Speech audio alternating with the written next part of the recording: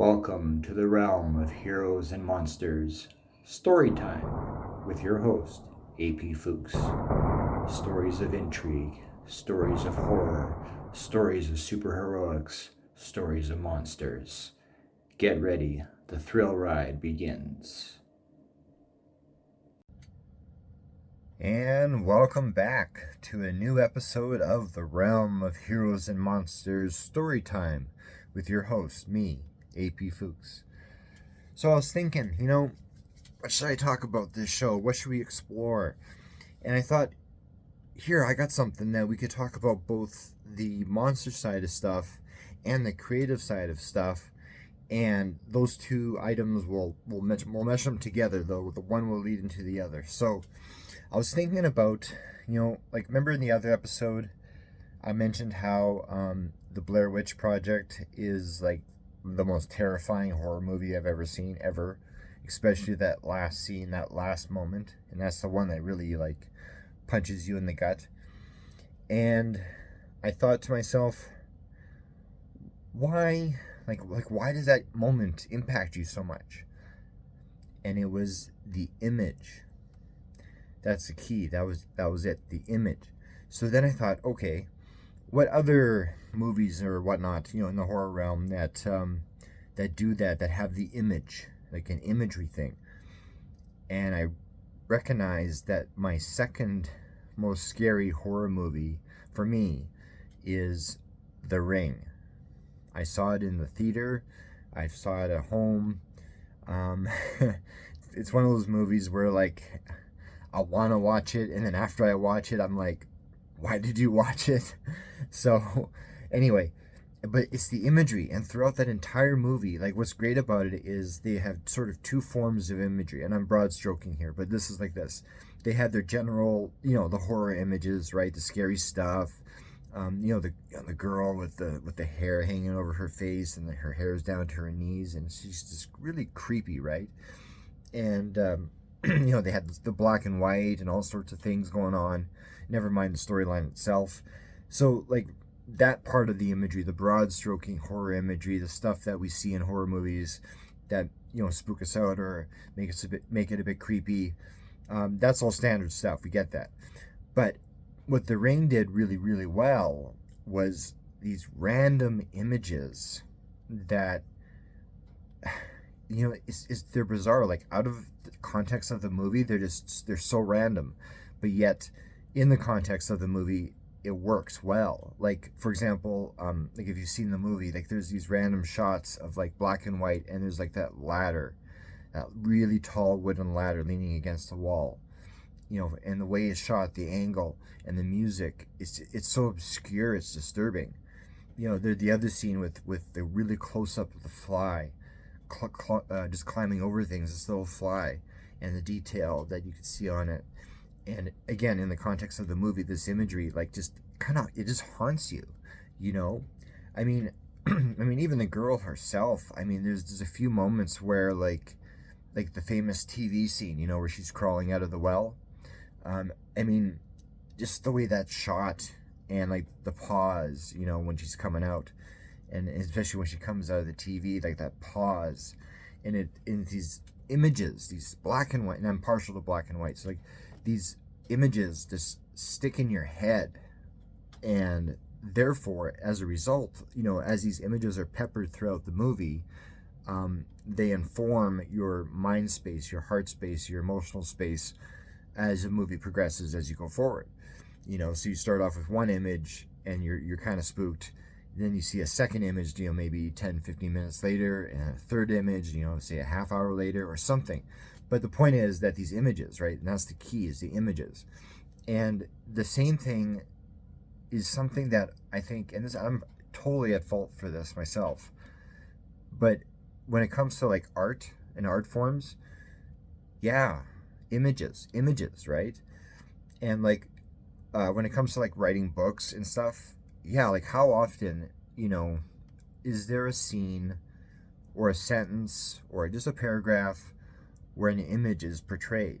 We've all read, different books, different comics, and there are those moments, those scenes, those lines, those descriptions that stick in our heads and inform our view of the rest of the material, or even the world of sculptures.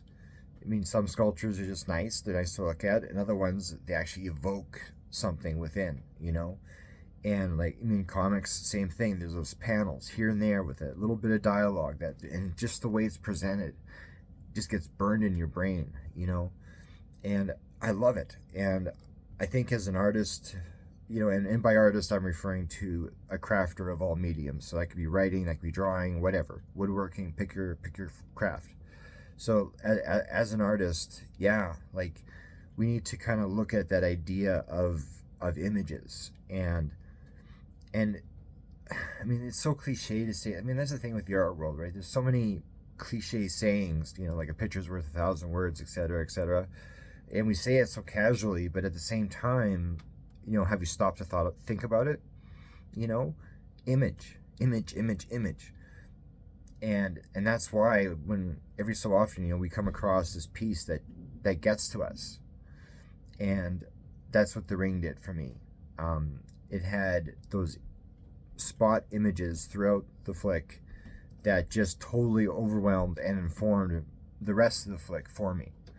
And I really appreciate that. And so whoever wrote the movie, I can't remember the guy's name. I know it's based off the the original Asian film.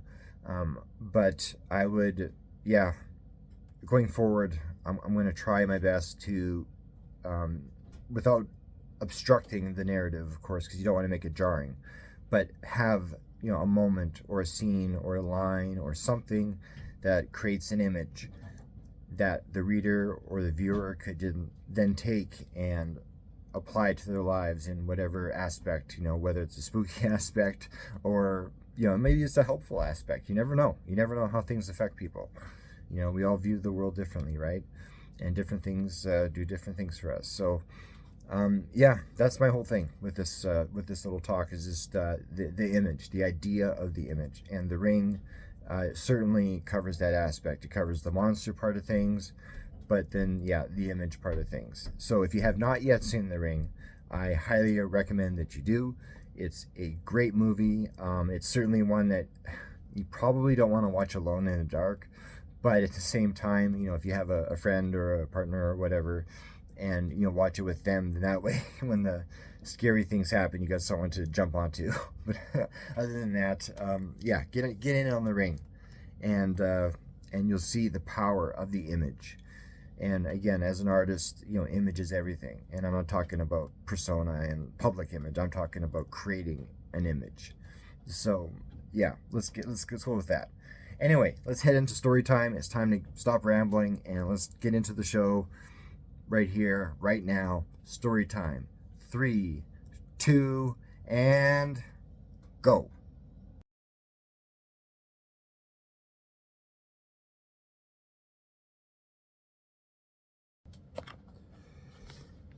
Episode 21, Descent. It wouldn't take much. A bottle of Advil and 3/4 of a liter of bourbon and Jack would be done. He didn't know if he was going crazy. He just knew he'd made a fair mess of things and there wasn't a piece of him left inside to stand. He looked at the bottle of painkillers, looked at the bottle of bourbon, looked at the Swiss Army knife beside him. Just cut the wrists and be done with it, he thought. It's faster. No job, no more family. He had friends on the periphery who'd had no concept of what it was like to break to the point of no repair. He was alone. Always alone. Heart aching, he reached for the bourbon and took a long, hard swig. You were supposed to sip it. Not tonight. Not here in the shadows of this dingy apartment. Hell, even the streetlights outside had gone out. It was just him. And the dark. And the despair. Jack picked up the knife and gently ran the open blade vertically down his wrists. Don't be a pussy. At least make a scratch. He dug the knife in deeper, this time drawing blood, but not hard enough to cut through anything vital. The knife dropped from his trembling hands and hit the carpet by his feet. The Advil. He picked up the bottle and popped off the lid. Just suck 'em back a handful at a time, he thought. Jack took another shot of bourbon, then another, and another. He threw a half-dozen pills into his mouth and washed them down with a burning mouthful of booze. Don't go part way. Do all of it. His heart raced. The grim reaper looked him in the eye. Who was going to flinch first? The thing's shadowy form stared him down. You or me, the reaper said. The reaper was right. Jack could control this. He could decide when his time was up. Or the reaper could. Either way, he knew he was going to die tonight. It just had to be on his terms. His terms. At least this once. At least this one time he could have control. No more bowing to others. No more giving in to the pressure of what you should or should not do. Jack put another handful of painkillers in his mouth and let them sit on his tongue. It was him or the reaper.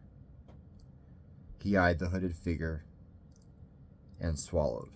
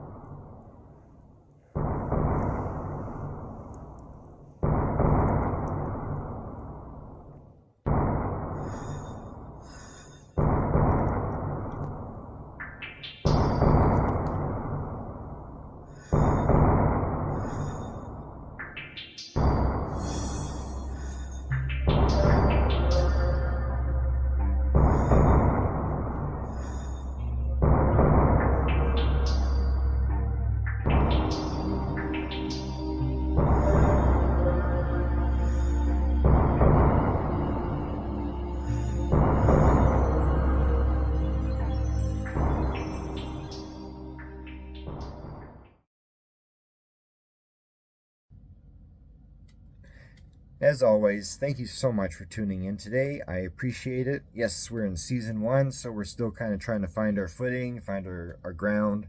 But, we're doing pretty good now. A couple, 20, 21 episodes in, somewhere in there. So, yeah, like we're learning some stuff. And, I need your help. I can't just do this myself. I need your help. And the way you can help me is simply by sharing the show, subscribing to the show, telling others, if you want to hear a story, tune into the Realm of Heroes and Monsters story time on Sundays. And, just help the show grow. We're all in this together. I'm here to entertain you, and I'm hoping you could take that entertainment to other people. So, again, thank you so much for your support. It's great. And I love you guys, and I'm excited that we're approximately 2/3 of the way through season 1, and we're going to finish off the final third that is, and then we're going to rock on into season 2 with a slightly new format. But in story time, of course, so we'll always continue. So we'll see you next episode. Be sure to subscribe. Take care.